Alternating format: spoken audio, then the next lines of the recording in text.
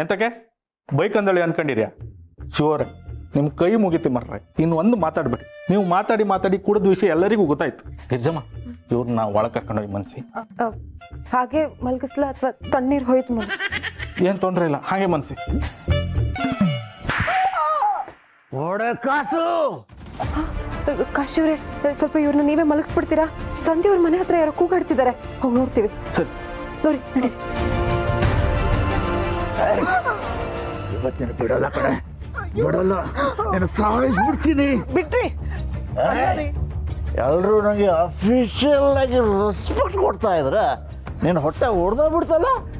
ಅದಕ್ಕೆ ಆ ಚಡ್ಡಿ ಮಾರೋ ಶಿವಪ್ರಸಾದ್ ಹೇಳಿ ನನಗೆ ಬುದ್ಧಿ ಹೇಳ್ಸಕ್ ಬಂದ್ಯಾ ನೀನು? ಎಷ್ಟೇ ಕೊಬ್ಬು ನಿನ್ಗೆ, ಎಷ್ಟೇ ಕೊಬ್ಬು? ಬಿಡ್ರಿ. ಅಲ್ಲ ರೀ, ಈ ತರ ಹೊರಗಡೆ ನಿಂತ್ಕೊಂಡು ಕೂಗಾಡಿದ್ರೆ ನೋಡಿದ ಜನ ಏನನ್ನಲ್ಲ, ನಿಮ್ ಮರ್ಯಾದೆನೆ ಹೋಗೋದು.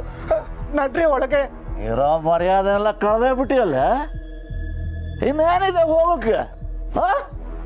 ಬಿಯರಿಗೆ ಹೋದ ಮರ್ಯಾದೆ ನೀರಿಗೆ ಬಂದ್ರು ಸಿಗಲ್ವ? ಹೇಳೋ, ಎಷ್ಟು ದಿನದಿಂದ ಸ್ಕೆಚ್ ಹಾಕೊಂಡಿದ್ದೆ ನನ್ನ ಮರ್ಯಾದೆ ತೆಗಿಬೇಕು ಅಂತ. ನಿಮ್ಗೆ ಏನಾದ್ರೂ ಹೆಚ್ಚು ಕಮ್ಮಿ ಆದ್ರೆ ಶಿವಪ್ರಸಾದ ಬರ್ತಾನೆ, ಪೊಲೀಸಪ್ಪ ಬರ್ತಾನೆ. ಹೇಳ, ಇನ್ನು ಯಾರ್ಯಾರು ಬರ್ತಾರೆ? ಯಾರ್ಯಾರು ಬರ್ತಾರೆ ಹೇಳೋ, ಹೇಳು. ಬಿಡ್ರಿ ಬಿಡ್ರಿ, ಏನೇ ಮಾಡ್ತಾ ಇದ್ದೀರಾ? ಬಿಡ್ರಿ.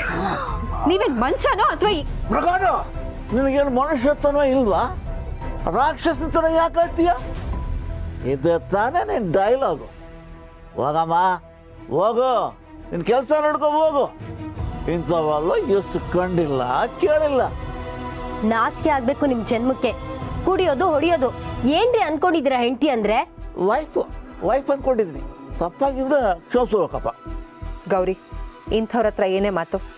ಬುದ್ಧಿ ಕಲಿಬೇಕಾಗಿರೋದು ಇವ್ರಲ್ಲ, ನೀವು ಸಂಧ್ಯಾ ಅವ್ರೆ.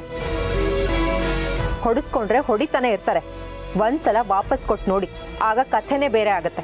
ಅಯ್ಯಯ್ಯೋ, ಎಲ್ಲಾದ್ರೂ ಉಂಟಾ ಗಿರ್ಜವ್ರೆ? ನಾನು ನನ್ನ ಗಂಡನ ಮೇಲೆ ಕೈ ಮಾಡೋದ? ಇಲ್ಲ ಇಲ್ಲ, ಸತ್ರು ನನ್ನ ಕೈಲಿ ಆ ಕೆಲಸ ಆಗಲ್ಲ. ನೀವ್ ಹೀಗೆ ಹೇಳಿದ್ರೆ ನಿಮ್ಮನ್ನ ಸಾಯಿಸೇ ಬಿಡ್ತಾರೆ. ಸಂಧ್ಯವ್ರೆ, ನೀವು ಬದ್ಲಾಗ್ಬೇಕು.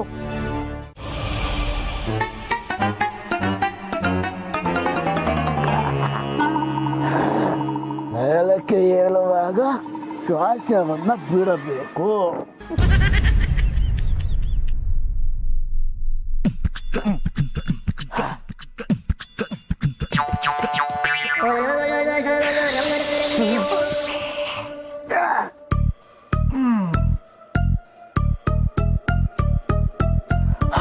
ಗೌರಿ, ನೀನೇನೇ ಹೇಳು, ಈ ಅಪ್ಪನ ನಿಯತ್ತು ಮೆಚ್ಚಬೇಕು. ನೋಡು, ನೀನು ಹೇಳ್ಕೊಟ್ಟಿರೋ ಯೋಗಾನೂ ಬಿಟ್ಟಿಲ್ಲ, ಅವರ ಅಭ್ಯಾಸನೂ ಬಿಟ್ಟಿಲ್ಲ. ಇಸ್ಕೊಳ್ಳಿ ಯೋಗಾಭ್ಯಾಸ. ಬಾಬಾ, ಹೀಗೆ ಅಂತ ಗೊತ್ತಿದ್ರೆ ಮೊದ್ಲು ಪ್ರಾಣಾಯಾಮನೇ ಹೇಳ್ಕೊಡ್ತಿದ್ದೆ.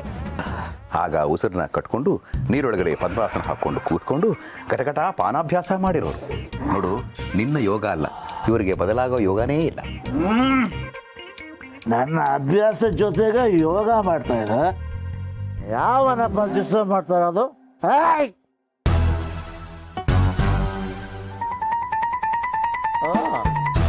ನೊರೆ ಅವರು ಅಪ್ಪ ಸ್ವಾಮಿ, ಅದು ನೊರೆಯವರು ಅಲ್ಲ, ನೆರೆಹೊರೆಯವರು. ವಿಷ ಬುಸ್ಬಿಟ್ಟು ಹಾವು ಕಚ್ಚಿದ್ರೆ ನೊರೆನೇ ಬರೋದು ಗೊತ್ತಾ?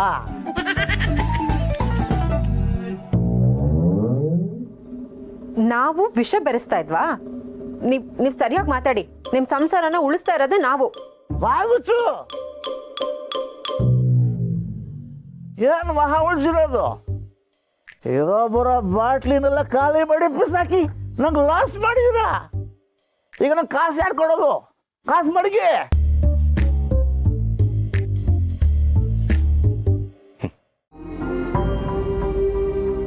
ದೇವಿ ಅಂತೂ ಹಿಡಿದ ಹಠ ಸಾಧಿಸ್ಬಿಟ್ರಿ.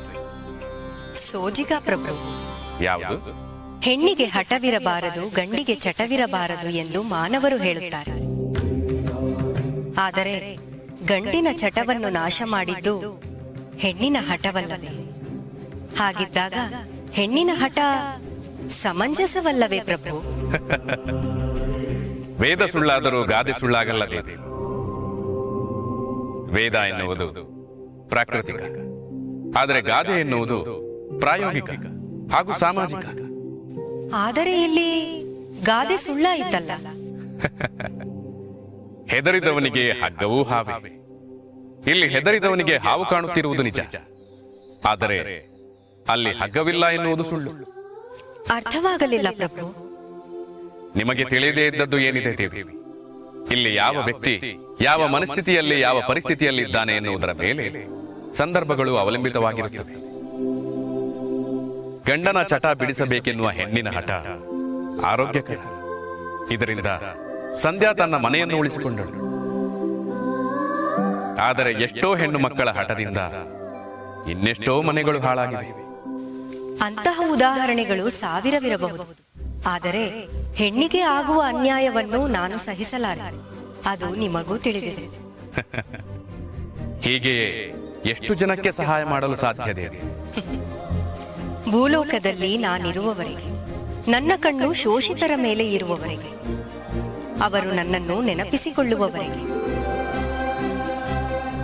ನೀವು ಯಾರ ಕಣ್ಣಿಗೂ ಕಾಣದಂತೆ ಶಿವಪ್ರಸಾದನ ಜೊತೆ ನಿಂತು ಜೀವನದ ಪಾಠ ಹೇಳಿಕೊಡುತ್ತೀರೋ, ನಾನು ಕೂಡ ಹಾಗೆ ಎಲ್ಲರ ಕಣ್ಣಿಗೂ ಕಾಣುವಂತೆ ಅನ್ಯಾಯ, ನೋವು, ದುಃಖ, ದೌರ್ಜನ್ಯ, ಶೋಷಣೆ ಇವೆಲ್ಲವನ್ನು ಅನುಭವಿಸುತ್ತಿರುವ ಹೆಣ್ಣು ಮಕ್ಕಳ ಜೊತೆ ಸದಾ ಕಾಲ ನಿಂತು ಅವರ ಬೆನ್ನೆಲುಬಾಗಿರುತ್ತೇನೆ.